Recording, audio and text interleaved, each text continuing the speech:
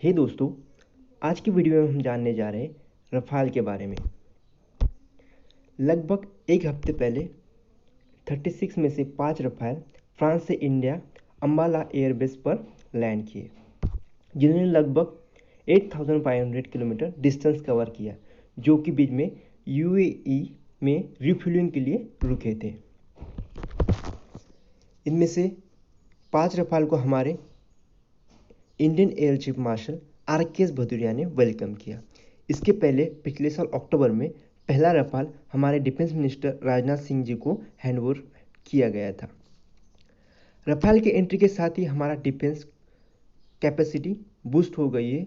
जो हमारी चीन के साथ लाइन ऑफ एक्चुअल कंट्रोल पर टेंशन चल रही है, उससे हमें थोड़ी राहत मिलेगी। चाइना और पाकिस्तान के खिलाफ जो हमारी इंडियन एयरफोर्स है, उसकी कॉम्बैट कैपेसिटी भी अब बढ़ गई है। तो ये डील लगभग 59,000 करोड़ की थी, जो 2016 में इंडिया और फ्रांस के गवर्नमेंट के बीच हुई थी।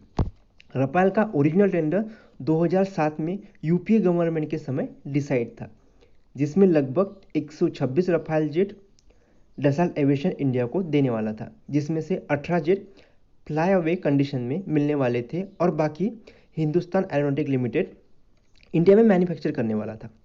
पर 2016 में एनडीए गवर्नमेंट ने डील बदल दी। अब डील में 36 जेट तक पहुंच गई थी और पहले की कंपैरेटिव में कीमतें भी बढ़ गई थी, जिसमें रिलायंस एरोस्ट्रक्चर लिमिटेड को डसॉल्ट एविएशन ने ऑफसेट पार्टनर चुना था और यही से सारी कंट्रोवर्सी शुरू हो गई थी।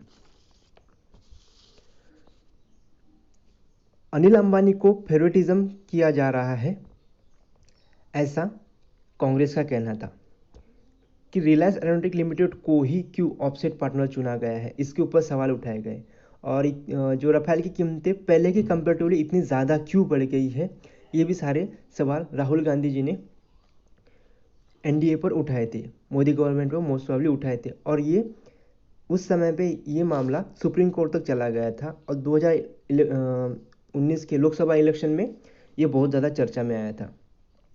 तो सुप्रीम कोर्ट ने भी वहाँ से उनको क्लीन चिट मिली थी, क्योंकि उन्होंने इंटरनल सिक्योरिटी या नेशनल सिक्योरिटी का वजह से डिटेल ज़्यादा गवर्नमेंट में उसमें बाहर नहीं आई थी और सुप्रीम कोर्ट भी जो गवर्नमेंट के डिफेंस डील के अंदर इंटरफेयर नहीं करना चाहता था, इसके वजह से वहाँ से उनको क्लीन चिट मिली थी।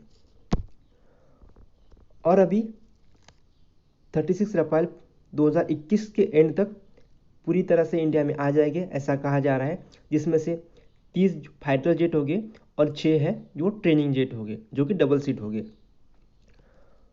और इसका अभी से चाइना के J-20 और अमेरिका के F-21 के साथ कंपैरिजन हो रहा है रफाल जेट का।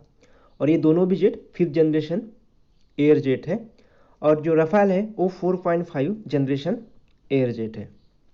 और कहा जाता है कि जो J-20 है वो अमेरिका के F-21 की कॉपी बनाई हुई है। वैसे भी चाइनीज़ कॉपी बनाने में, क्लोन बनाने में माहिर है। तो अमेरिका के F-21 की चाइना ने J-20 कॉपी बनाई हुई है। और जब कंपैरिजन होता है और जब एक बार ट्रेनिंग के दौरान F-21 को भी रफाल ने मात दी थी, उसकी वजह से J-20 से भी रफाल बेहतर होगा, ऐसा कहा जा रहा है।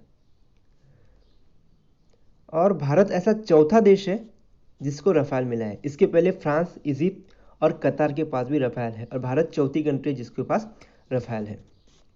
अब जानते हैं रफाल के वेपन्स के बारे में। सबसे पहले है Meteor, beyond visual range air to air missile, no except zone. इसका जो नो एक्सेप्ट जोन है वो वेरी हाई है, लगभग 60 किलोमीटर तक है और इसकी रेंज लगभग 150 किलोमीटर की है। उसके बाद आता है MICA, multi mission air to air missile. ये anti air multi target all weather fire and forget short and medium range missile है।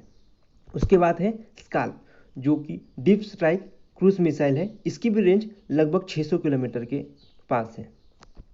इसके अलावा हैमर नामक स्मार्ट बॉम्ब भी है, जिसकी रेंज लगभग 60 किलोमीटर तक है। तो ये था पूरे रफाल के वेपन के बारे में और ये थी रफाल की पूरी इंफॉर्मेशन।